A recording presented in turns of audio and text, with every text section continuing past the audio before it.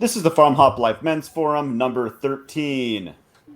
This is the wrong notes. I am Matt Derosier of a Farm Hop Life, and tonight we have. Go ahead, Chris. Christopher, Vidal. Of. SecureFarm, SecureCoop. Nice. And also we have Joseph. Introduce yourself, Joseph. Joseph Smith, not a Mormon. The Smith Homestead. Excellent. Where are you both located? Hollister, Florida, outside of Gainesville. Nice. Yep. I'm coming in from the Gulf Coast of Mississippi. Gulf Coast, Mississippi. Nice. Very good.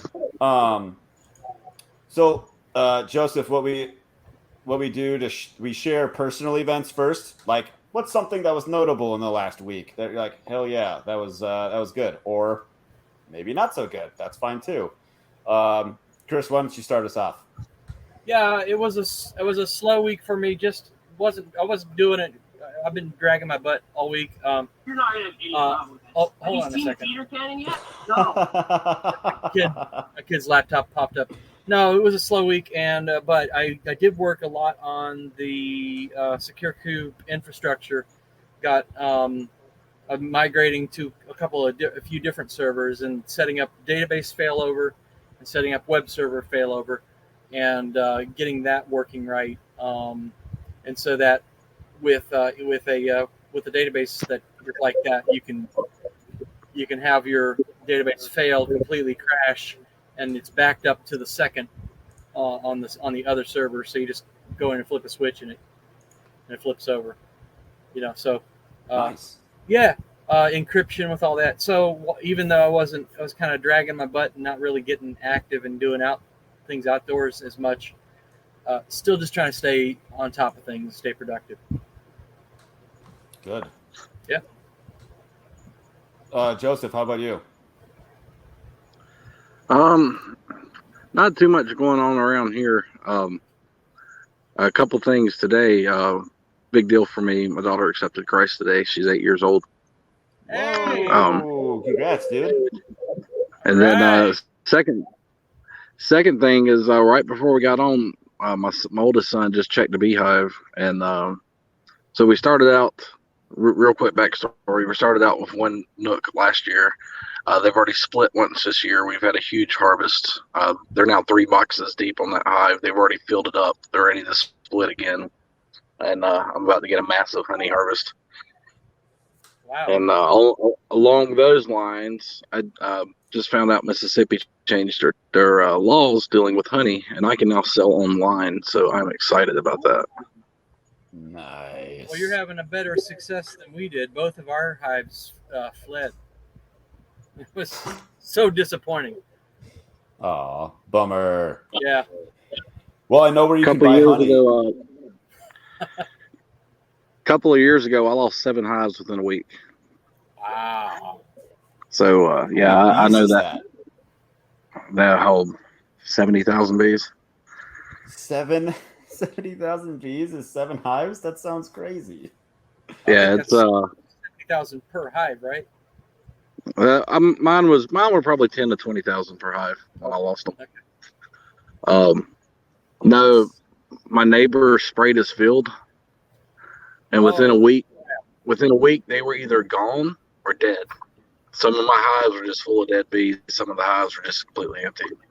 Oh man, that's terrible. Well, at least this year you're rocking and buzzing. Yeah. Nice. Yeah, I went into our hive late last year. I had been away for a month, and I come back, and they were totally just like there was moth larvae. What's going on? And then the second hive, after about 2 months, I went back, had the same situation. I was away for about a month, come back and open up, and once again just nothing inside, like a few dead bees inside. And it was weird. It was my first time doing it. I don't know what I did wrong, but neither hive were very strong. They were always just a little weak and never developed beyond a few frames, like 5 or 6 or 7 frames was all they ever filled out. And I'm sure I chalked it up to inexperience, and we're going to try again. What breed were you growing? I don't recall. It was something from the Dant. I'm guessing it was Italian. It was something from Okay. the Dant. Yeah, there's Yeah, a local Dant outlet not far, like an hour away from here. I've got somebody in our church who is keeps them, and they're going to sell me some next. Okay. Yeah, we struggled with our Italians. We switched to Russians. They're much more aggressive. I mean, they're seriously more aggressive bees, but their honey production is insane. The build rate is insane. And honestly, this is only the third time we've messed with the hive this year. You just kind of leave them alone, and they do their thing.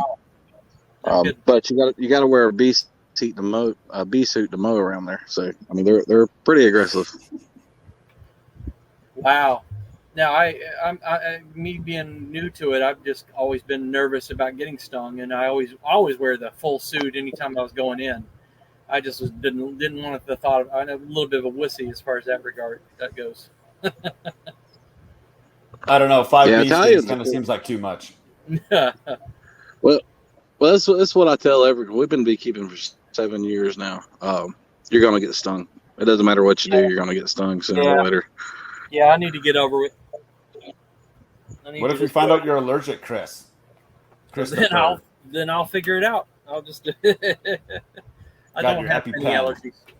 Yeah, I'll figure it out. Then we'll just get rid of them, or sell the equipment or something. We'll figure it out. Nice. My personal event. My son Milo and I went up to the city to visit my wife and my daughter, and just kind of pretended to be a family for a weekend. And it was pretty nice, even though my wife and I barely got to see each other. We got to sneak in half an hour of a show on Netflix for the whole weekend. But because like my son can't come into the NICU with my daughter. It's not allowed. And so somebody always needs to be with him. And so my wife and I are basically just like trading, like who's gonna go see Milo, who's gonna go see Lila, and blah blah blah. And so we still never really get to see each other that much, and it's someone always gets left out and behind, and so I don't know. But it was good. It's good for my wife to be able to spend like a whole weekend with Milo. So excellent. Okay, yeah, we got it. So once you get that thing you were telling me about, will that settle it? Then you'll be able to come home. In time. Yeah. In time. Yep. All right. How's it going, Warlord? Oh no, we got bad feedback. Yeah, he's coming in badly. Warlord, I'm gonna kick you out.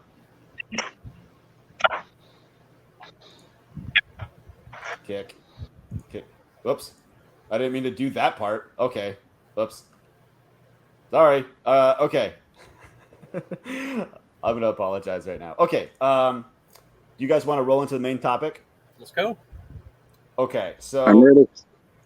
Okay. So you two. It's funny that you two showed up to this one specifically, because Chistopher, you've mentioned it several times on a couple of episodes. Yeah. And Joseph, you have talked about it in tweet form before, and so like the Great Reset, the World Economic Forum, the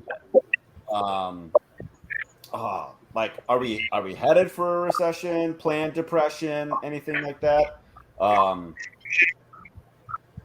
don't you go ahead, Chris? Yeah.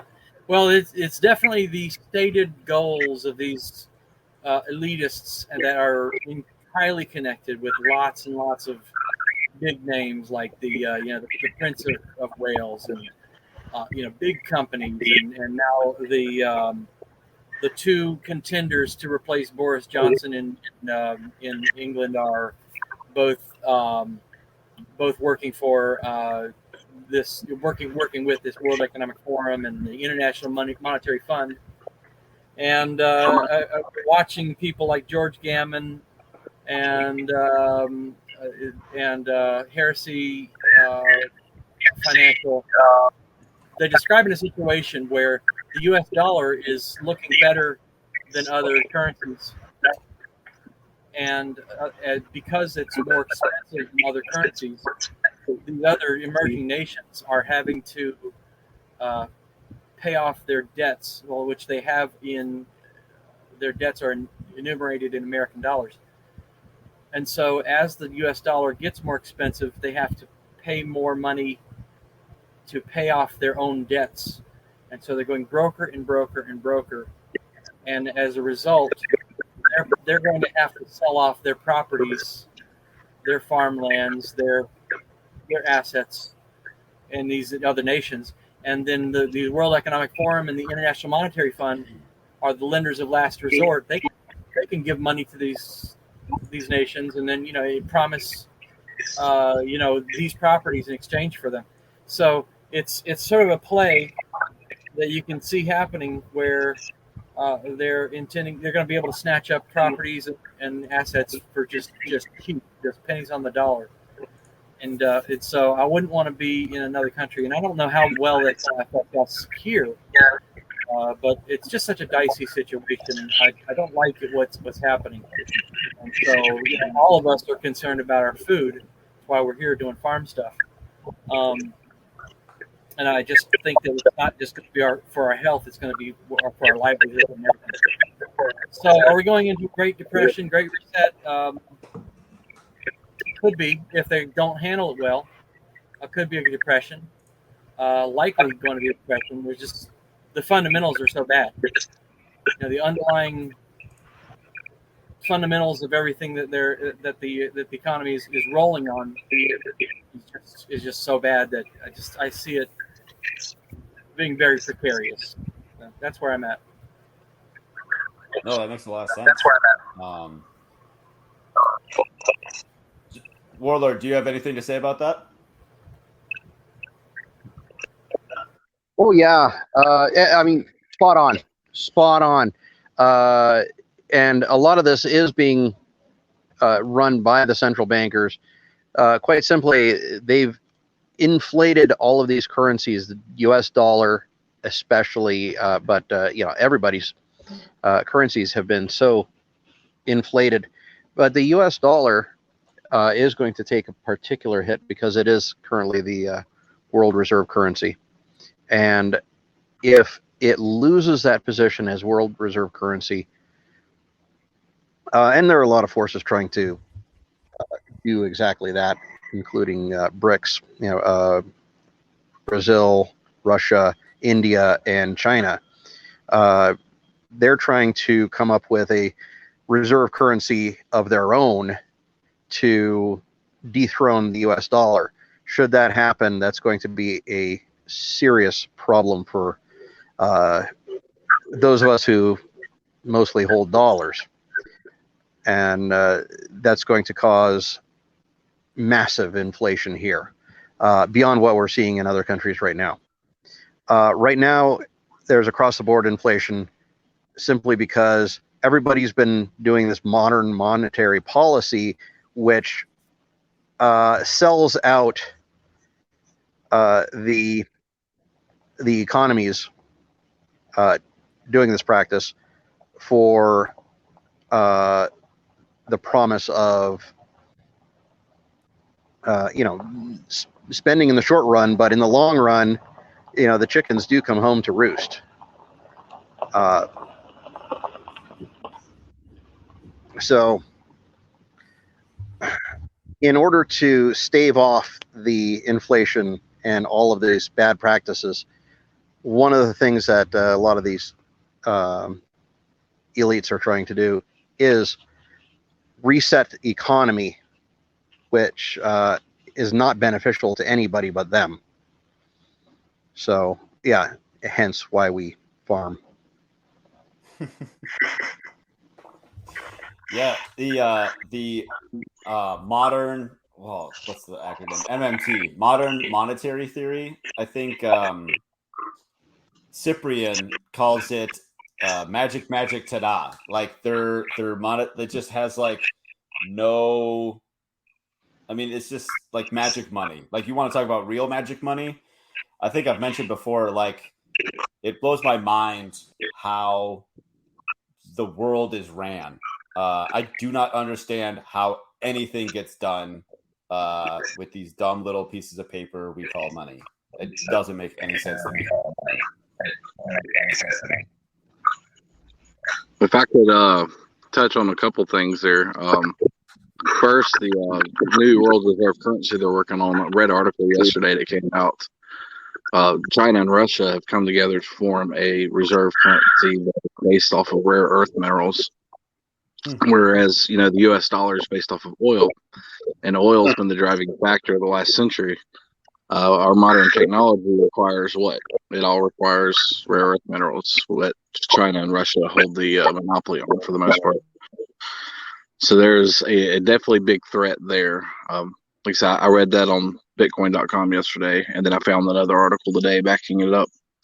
And the second, back in May when the G20 got together, they agreed to work towards a goal of a World Bank digital currency to replace all currencies, to put everybody onto the same currency. Obviously I don't have to go into the downsides of that. Most people listening to this probably understand, but you're looking at not being able to spend your money the way you want to spend it because it's all digital, it's all controlled by computer systems, right? So think about like the red flag laws that they're trying to get passed everywhere. If you're deemed a threat, they can shut you out from buying ammunition or guns or whatever it is you're going for. Like they do in China with the social ranking system. I know they're trying to implement something in Canada. There's talks about something similar here. If you're a bad citizen, you can't go to the grocery store and buy food. So it's really coming down to control. You control the money, you control everything. You control the food, you control the masses. Yeah, and one of the ways that China actually has begun to implement that, because they already do have a digital currency, and it's got an expiration date. So that pushes inflation, that pushes the demand for that currency. It causes it to flow out of the person's bank account because if I don't spend it, I'm going to lose it. So I better buy something. So they go out and they immediately take that money and do that. And that ramps up their inflation to sort of push up their numbers and make their, because some inflation can help a government, so they want some inflation. So. Yeah, it's definitely about control. Well, so yeah. Now, if you listen to Keynesian economics, money saved is money lost to the economy, essentially.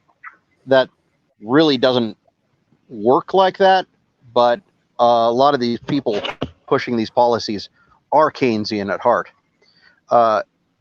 So their economics doesn't seem to fit real life at all.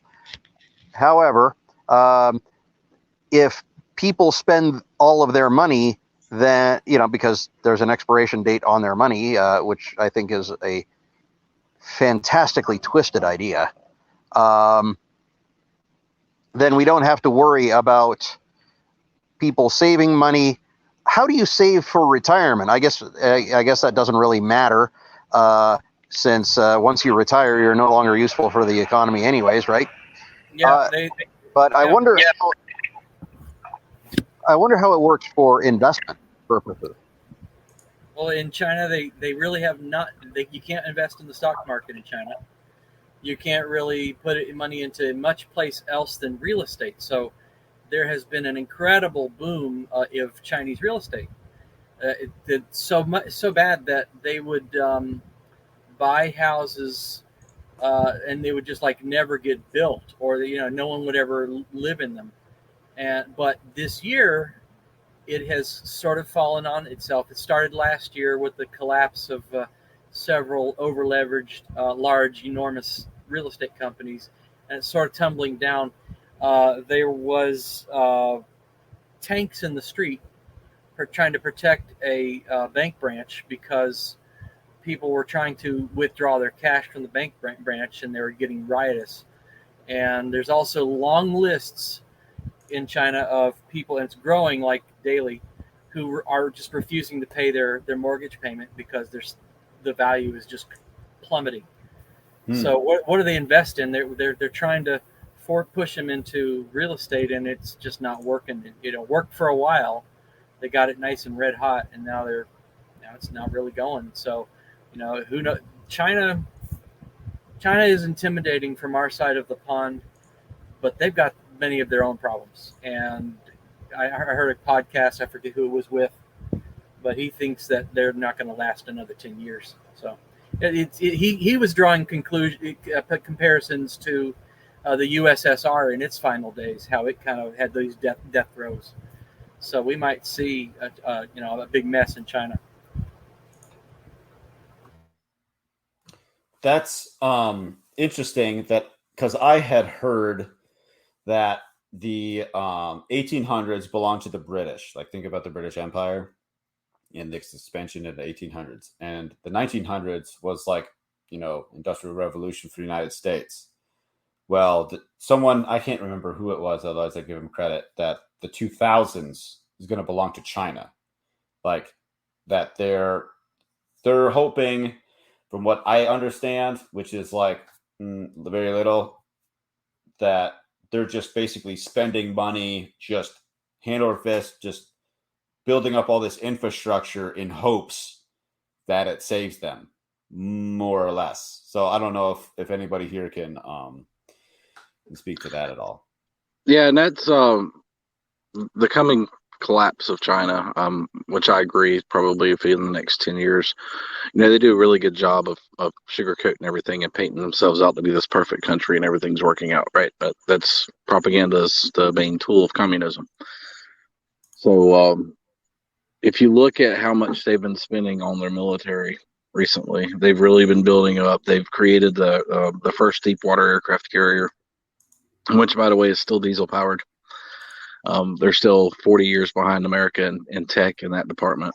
But I really think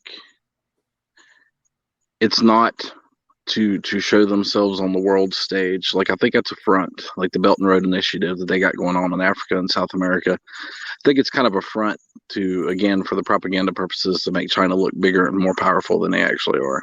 Their military is geared towards home defense, and I think for the protection of the Communist Party. So all this investment into the military, very few of it has been for them to reach out across the world. Most of it has been at home defense mechanisms, because I think they're going to collapse. The people's going to start rising up, and the only hope the government has is to oppress them militarily. Yeah, and they could still pull it off. I mean, we don't want to pronounce them dead, but they've just got a lot of headwinds. And they do have that, like you said, they have that control that they can take, which may work in their favor. But the beatings will continue until morale improves. I mean, there's only so much you can do with pure power and raw control. So we'll have to wait and watch and see. I don't think they'll fail like the USSR failed. I think the USSR will still be around the day if they possess the technology that we have now for that mechanism of control and propaganda. But I think they're going to shrink as far as how big of a player they seem to be on the world stage now. I think we'll see that drastically reduce in the next 10, maybe 20 years. Yeah, I agree. I don't think they're going away. Yeah, one case. Yeah, one case in point here. We all know that China covets Taiwan. Well, the United States is not in a position to stop them. There are political interests that are basically in the pocket of China. What's stopping them? Seriously, what's stopping them from taking Taiwan?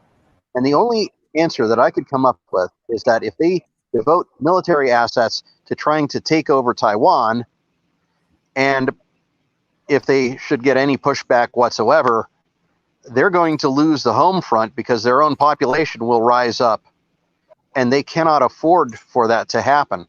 They've got to have their military at home. I agree with that. You know, the skirmishes that went on last year between them and India cost them seriously in morale. And China's military just has no battle experience. They're all soldiers marching around on parade for the most part. And couldn't they do some damage? Yeah, I think they could do some damage if they really invested all their force. But like you said, that would be too dangerous to empty the homeland of all their military. And what little offensive military they do have is all geared towards Taiwan. But even then, it's not very impressive. If Taiwan puts up a resistance like Ukraine has with Russia, it would really, really hurt China. How does China play into the World Economic Forum and the Great Reset? They're very much along that line of thinking, but it's a good question because although they have that similar line of thinking, that control and technology, they are aligning themselves with Russia. So that is a good question. I'm not sure quite how it all is going to work out. I've been more thinking about, how does this affect me personally? It's interesting. Right. It's interesting nightly news, but how is it going to affect me personally? That I see them coming along, unless Russia and Putin is a foil for the globalists to, make it appear like he's against them, but he's actually in the side working for them. The whole thing is twisted, and it just gets me tied up in knots. Same. Yeah. I actually think the breakdown As far as go ahead, Warlord. He's just on a little bit of a delay. Go ahead, Warlord. If I were Xi Jinping and I had essentially ultimate power within China, as long as the people don't revolt too much, would I accept being second place to a global power that might tell me what to do? I don't think so. No, Xi Jinping is a smug character if I've ever seen one, and he likes where he sits at the top. I was just going to say, I see a breakdown of world politics being much like 1981. And, you had the three different factions controlling the world at that point, and you had these fake wars against each other and these fake enemies, all for the point of controlling the population and the masses. And we've kind of seen that come out already with the jab, and that being forced on people, kind of a bit of medical tyranny. I don't want to say anything that might get your show flagged, but that'd be great. Badge of honor. Yeah. So that's kind of how I see it playing out. I see 2, maybe 3 different economic regions of the world, and they're going to always be battling for economic power with each other. And it's going to be, Russia and China leading one side of the battle, and you're going to have Europe, United States, the whole West leading the other side of it. Yeah, both of you guys said something that triggered a memory of something I heard. I listened to a lot of podcasts on economics, and one of them said, what we're really going to be seeing is not an alignment at the top, but various warlord factions at the top. Like, yeah, we all want to control the world, and we all want to do it Chinese style with social credit system. We want to make sure you eat bugs and you'll be happy. But I want to really run this show myself. Xi Jinping or Klaus Schwab. I want to really be the one that calls the shots here. And so you're really not necessarily going to see a large alignment. We could be seeing mafia bosses, trying to one up each other. That'd be Alliance. interesting to watch and suck to be involved in. Yeah, because all we get are the bugs. That's true. Alliances, as long as it's beneficial, and then a bunch of backstabbing in the background. Got it. That's right. Yeah, that's plausible. I wish I could tell you half of the stuff I hear where I hear it, but I just watch a lot of stuff. So Just say you made it up, like you came up with it. okay, no, I'm not that smart. Speaking of eating bugs, I mean, we all homestead here. We all grow stuff. Yeah. Why don't we just grow our own bugs and sell them to people that eat the bugs? I mean, let's profit off that. Why not? It's not a bad idea. And I imagine all of us are prepper minded, survival minded, and the thought has crossed my mind more than once to, if I absolutely must, I will do that. And I'm not. That's like the last option, but if I must, I will do that. I'm going to sell the best bugs in my valley. Yeah, I'm not against eating bugs. I'm against eating bugs that they process and feed to me. Right. Yeah, is this even a bug? What is this? Yeah. Sawdust? Here, if I mean, I see that there's now like cricket flour and all of this other stuff. How do they harvest those? Do they use a cricket bat? They could. I bet they use like a butterfly net. So I saw something interesting came up a couple days ago on Twitter, and I'm gonna see if I can share this really quick. I bet nobody else but me saw this. Okay, share screen. Here we go. Nope, wrong one. This one.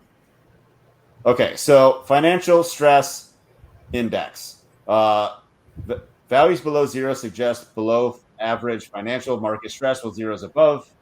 While values above zero suggest above average financial market stress. Currently, negative 101.2. So what I said was, so obviously you can see the peaks at 2008, 2009, and then it peaked in 2020 there. And Barnabas said, "Seems not right." And I said, "I know what you mean, but it makes you think if all this FUD with inflation and blah blah blah is a big nothing burger, because we're all just waiting for." I mean, not just waiting, we're preparing, but honestly, we're all kind of like holding our breath, like, what's going to happen? When's it going to happen? You know what I'm talking about? Like, what if it's nothing? Or what if it's actually deflation? That would actually be. I'm more intimidated by deflation than inflation. Well, I say, well, the Fed can print money. Maybe. I listen to a lot of people and they have different various competing ideas about it, and I wish I could regurgitate their reasoning, but one of the ways they say this is, see if I can say it correctly, is that you can't make people spend money, and so deflation. I don't being prepper minded, I'm always taking account any possibility, so. My motto is expect the worst and hope for the best. Yeah. That's kind of how I live in every aspect of it, whether it's economy or supply chain issues we got going on now. I prepare for the worst, and if I spend thousands of hours and thousands of dollars preparing for something and it never happens, I'm fine with that. Yeah. And I actually really hope I've wasted my time and money, to be honest. Well, whether it's hyperinflation, whether it's deflation, both are symptoms, or stagflation. They're all symptoms of a sick system that is dying, and it's kicking, and it's trying to,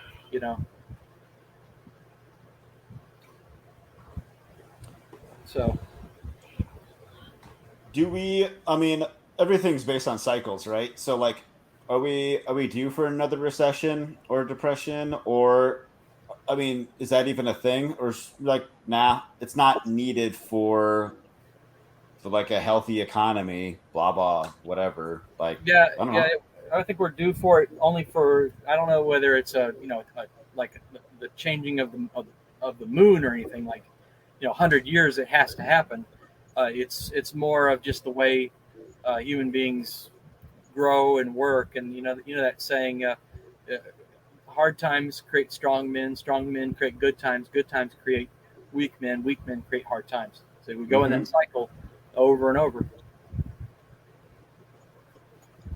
Speaking about the 100 years thing, if you go back and look at the early 1900s, the early 2000s here kind of parallel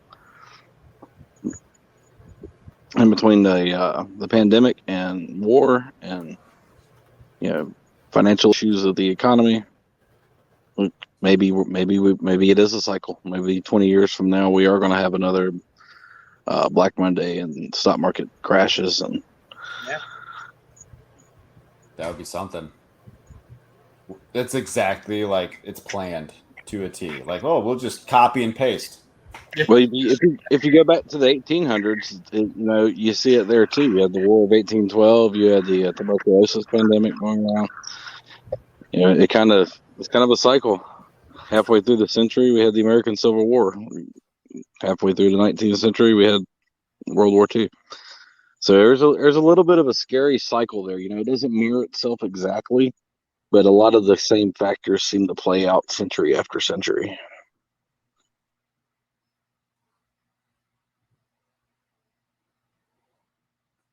Well, I thought Warlord was going to say something. Now, there he is. Yeah, there is a certain.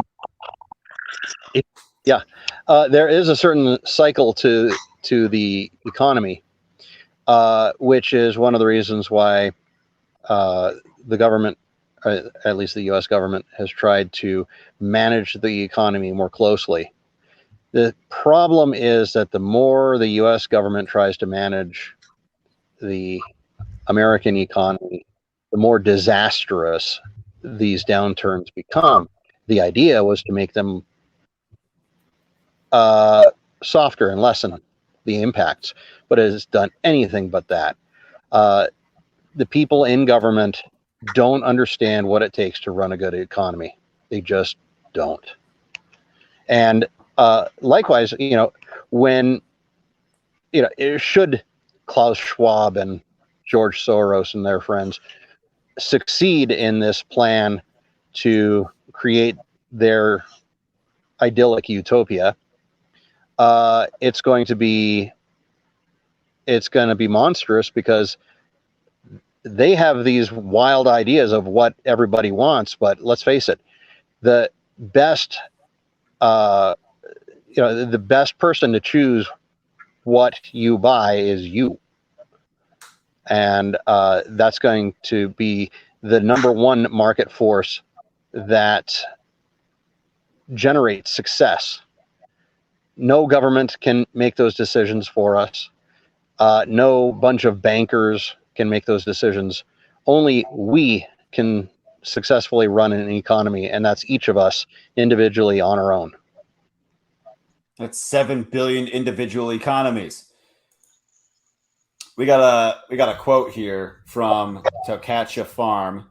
I think they keep trying to stop natural cycles making things worse. Wow, can't talk. 2008. I kind of agree. Or is it they tried to stop it, or is it like trying to hold sand?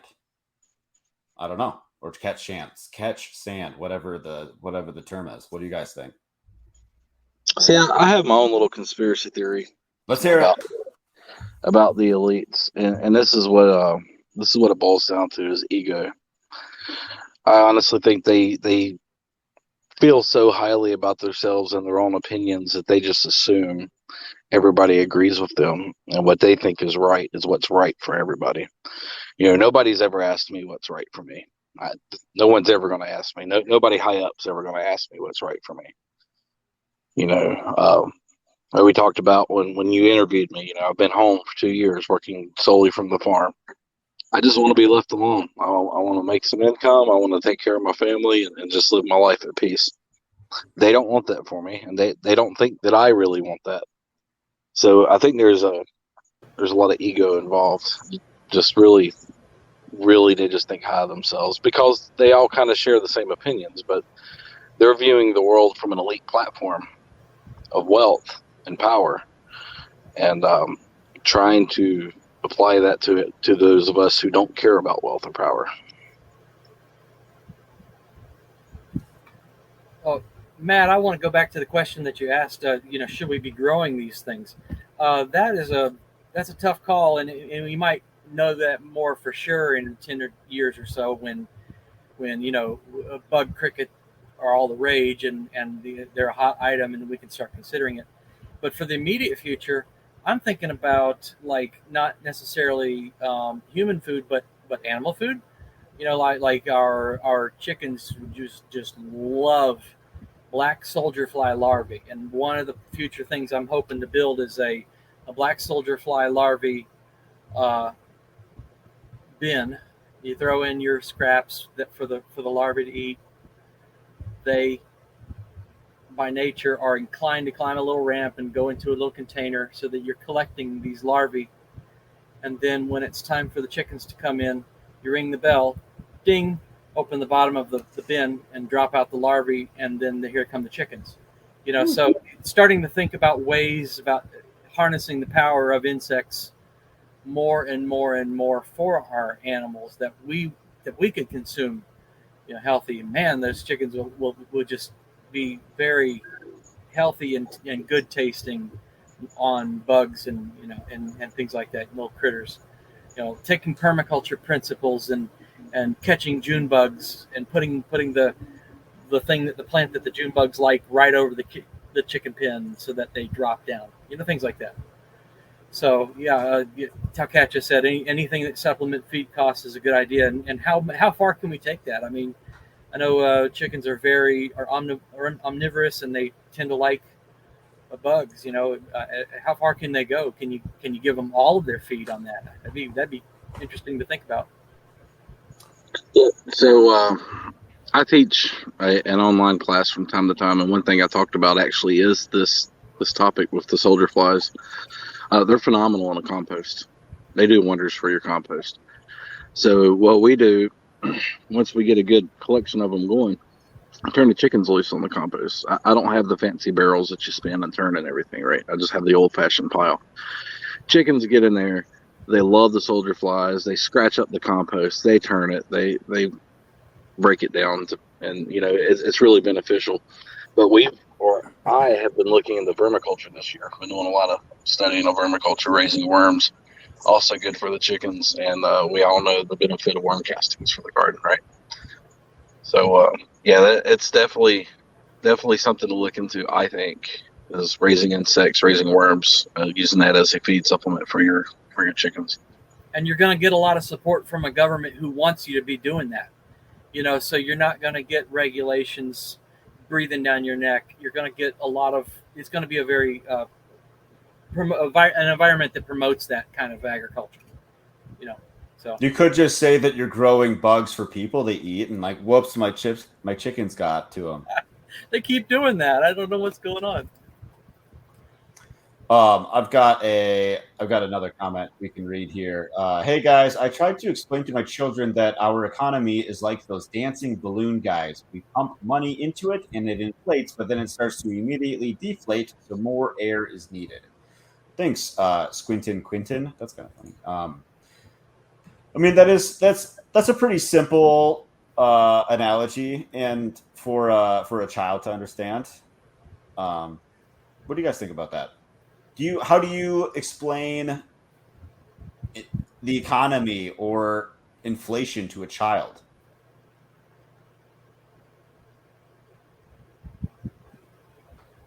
You could go with the million bottle caps story. You have an island with a million bottle caps, and they use the bottle caps. Okay, I've heard this years ago, so I'm probably not going to get it right. But you had a million bottle caps on an island, and they use that to trade back and forth for their goods and services and things like that.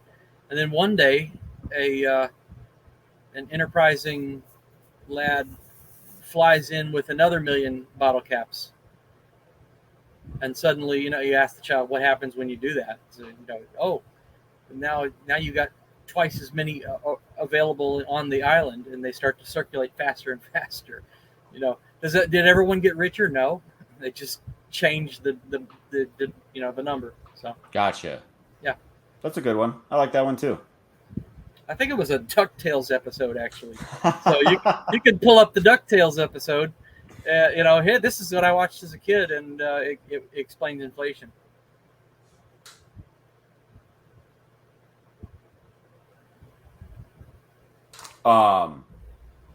We've got another. This one's interesting for me too. To Catch a Farm, Klaus and company are a bunch of opportunistic vultures. So didn't Klaus Schwab write like what the hell is that book? Like the Fourth Industrial something or the something book? I think he did, yeah. And so all of a sudden, because he wrote this book, he just gets to like decide what's going to happen next, and like everyone that can actually make these changes happen, like just is on board with this book and his plan, and that never made any sense to me either. Like, what does this a-hole get to decide what we're all doing all of a sudden? Like, who was he before anything? Yeah, you're correct. He did write that book, but he's been on the WEF's chairman for more than 50 years. So he's like well connected. They listen to him, they like him, they respect him, they trust him. They think he's got these beautiful ideas, and so they're following him. He's the Pied Piper of that. So. Well, WEF, like the Bilderberg groups, just all one has to understand.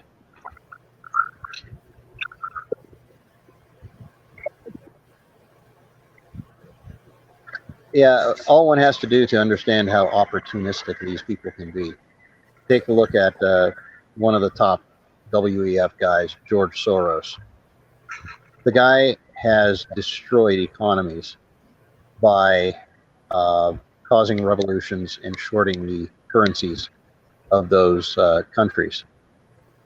And he's caused devastation. He's wanted in multiple countries for doing all kinds of awful things. But here he is, richer than Croesus, and living safely in, I guess, New York area. But he's an influential member of the World Economic Forum, and he has created nothing but nonprofit organizations, and he's a self-made billionaire. Didn't he get his start working with the Nazis? His dad. His dad did. Yes, his dad. Yeah. Okay, I know I read something along those lines. Yeah, and of course, they want to hide that, but that's true. Yeah, George Soros was a teenager during World War II, and he would evict people from their homes. It would not be surprising to me if that's how he got some of his seed investment. But that would be speculation on my part. I've seen interviews where he spoke of his time working with the Nazis as one of the best times of his life. So, that's hilarious. Yeah, it's pretty grim. That's hilarious. So these globalists, they're going to globalize. They're going to do what they're going to do.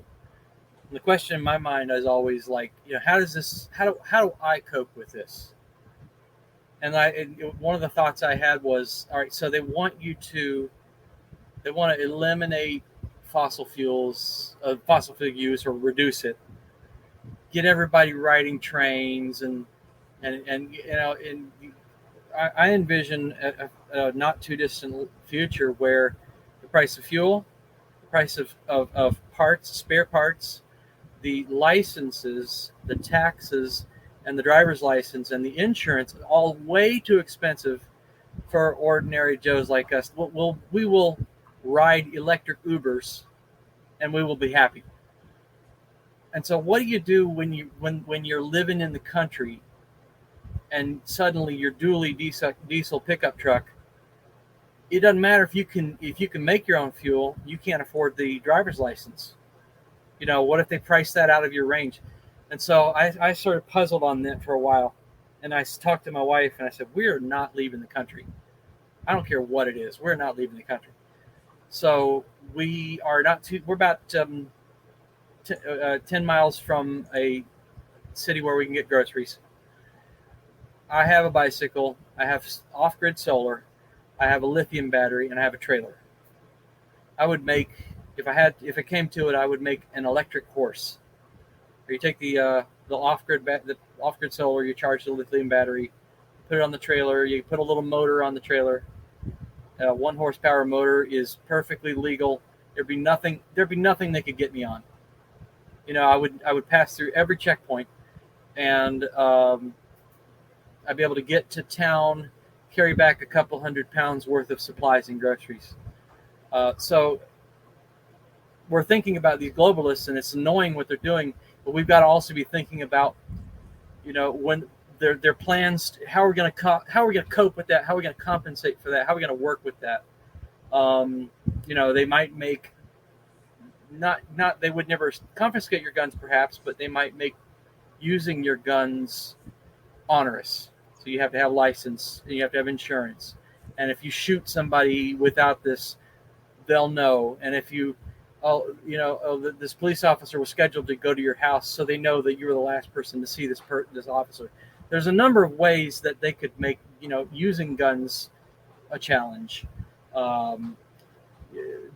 Big businesses, Monsanto and Walmart, and discouraging mom and pop, that would push people out of the country. Oh, here's another one. If you're in the country and the city infrastructure, or the electrical infrastructure in the city is in good shape, but the rural electrical infrastructure is poor, you're going to see a brightly lit city off in the distance, and you're in the dark. I think a lot of people out here in the country would pack it up and say, I've had it. I'm not doing that. They're going to go into the country. So start to think about the things that they're going to demand from us, and start to think about those ways in which you could potentially work around them. Well, it's kind of funny you talk about that. I tweet quite often about the only thing that's going to save the environment, the climate change crisis, all that, the fuel, the energy crisis that's coming is going back to pre-industrial revolution technology. And people laugh when I tweet that, and I'm actually kind of serious. So you're talking about rural folk being in the dark. I'd be fine with that. It's a fantastic thing. But I say all that to say this. I seen an article the other day that a company in Sweden, I believe, they've created a cargo ship that is wind powered, and it's just a massive sailboat. It looks like what we were selling around in the 1800s, right? And just more modern looking, right? Not windy cable sails. So I think it's kind of funny. I think we are going to end up going back to some of that pre-industrial technology, and I think we're going to have to, or we're going to have to figure out a way to incorporate modern tech into a more old-fashioned way, like the electric horse thing you're talking about. I think the only course going forward might be to try to marry the two, modern tech and old tech, together. Yeah, and survivalists and preppers cope. That's the way and homesteaders, they are flexible and they cope. That's how we survive. That's how we make it through. It's 2022, and I light my living room at night with an oil lamp. It's already a practice for me, and part of that is my prepping mentality. Yeah. I'm used to living a certain way. If I need to turn the light on, I got the light switch. I can turn the light on. But if I ever lose power, and being in hurricane country, that's not abnormal, especially this time of year. It's nothing for us to live 4, 5, 6 days without electricity. It's just because it's been practice, and any good prepper is going to practice what they prep. You can have all the strategy and all the plans and all the gear and everything else you want, but if you don't practice using it, it's really gonna hurt trying to come across that learning curve when it comes time to use it. Oh yeah, like when I was supposed to do the interview with Warlord, I lost power half an hour beforehand. And because I'm a bad prepper, I didn't check my generator every month. And I was scrambling right before the interview to run off an inverter off battery off my truck. And it worked. It failed once during the interview, but I got it back up and running, and it was totally fine. And I'd never actually used that inverter before, so I was like, yeah, this is shit how it works. It's fine. But I had it. That was the thing. I had it. Yeah, we're all going to find that we have holes. And we're going to, and we're just going to cope. We're going to, the first time the balloon goes up, it's not going to be pretty, and we'll oh crap, and then we'll have that opportunity the next day to do it right. So yeah, I don't think it matters how much a person preps and how much they practice their preps. If everything does happen, if the crap does hit the fan at some point, it's going to take all of us a moment to adapt and overcome the situation. Absolutely. Yeah.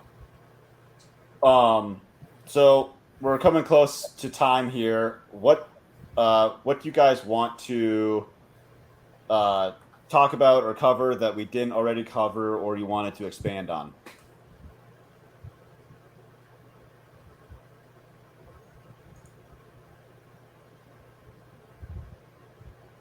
Anybody? I got some messages here if we want to talk about that. Can't think of anything. Quinton. I actually haven't even pre-read this, so hopefully it's appropriate. Absolutely. Our living room lights and charging station is 12 volt. We use it every day. Solar panels hanging out their windows to charge their personal battery banks. They like it. That's super cool. That's really awesome. They like it, and they're learning how important it is. So it's a 2-for-1. Dude. When you can make it fun for your kids, it just makes it that much easier. Yeah, we go car camping any opportunity we can, which is pretty primitive. So that's true. But you learn to deal with it. Yeah, being a medievalist at heart, a lot of this stuff just comes so naturally to me. Getting away from devices and so on. But charging with solar panels is great until the solar panels fail. Hopefully that's 20 plus years down the road and some return to this kind of normalcy happens, but no guarantees. The downside of prepping is that what we do staves off loss of technologies and all of that. But what we need to do is we need to also come up with a plan for the long term that will last in the long term, not batteries and solar panels, but maybe bringing back some, use of draft animals for farming and transportation and such. That is a sustainable technology. Yeah, that's assuming you can get horses in a post-Great Reset world. I mean, you see how they hate cow farts. So I'm wondering how well we will be able to do horses or not, or if they just have to be extremely secretive about using them. Not sure. We'll have to wait and see. I think Warlord made a great point about so many people I know, and I use solar panels too, don't get me wrong, but there may come a point in time where you've adapted to use all this technology and now it's not available. Solar panels will fail. Wind turbines will fail. It's mechanical. Anything mechanical is going to fail. Here at my house, we do incorporate technology into what we do a lot, but we also try to, at some point in the season, use manual tools to keep those skills alive and going, because you just never know when you're going to get to a point where you're not going to be able to replace what breaks down. Yep. And that's where your bushcraft is going to be incredible. I love Dave Canterbury's watching him. Me and the boys watch them. So Yeah, that's what we don't. Most preppers have bug out bags. We don't have bug out bags. We have bushcraft bags. There's no MREs. There's no dehydrated foods. It's everything you need to actually live in the woods. If it comes down to living in the woods, we're surrounded by national forest here. Yeah, and Canterbury. So, I'm sorry. No, I was just gonna say I think bushcraft skills is far and beyond a greater prep than all the prepper gear that you can possibly get. Yeah, I was gonna say he did a cool talk. I'll pull up the link and send it to Matt on the tool centered nature of a bushcraft, where he's talking about metal and you go anywhere in the woods and you find an old car. You've got metal you can work with for a long time to make all kinds of great tools. So I'll pull that talk. I've seen it more than once, and I thought it was really fascinating. All right, that was a good talk. Last comment here. This guy Quinton came in the middle. I invested bulk in seed for the next year, but it's good. Not really available these days. Sorghum, buckwheat, loads of microgreen seeds. Not familiar with eating buckwheat. So nice. Good job, Squinton. So you guys want to go around and plug your stuff? Chris, do you want to go first? Yeah, SecureCoop.com, and don't forget the coupon FarmHopLife rocks. And I'm hoping to come out with the first product later on this year. Looking forward to it. Yep. He's hustling. He's doing tons of work. Trying. Lots of money invested. Padre, go ahead. Yeah, you can find me on Smith-Homestead.com. What we sell is all homemade, handcrafted products, all chemical-free, soaps, candles, things like that. Just things to make life a little bit more pleasant without all the chemicals. Awesome. Warlord, I know you got tons of stuff to sell. I just wanted to throw a shout out to that last comment. Buckwheat pancakes.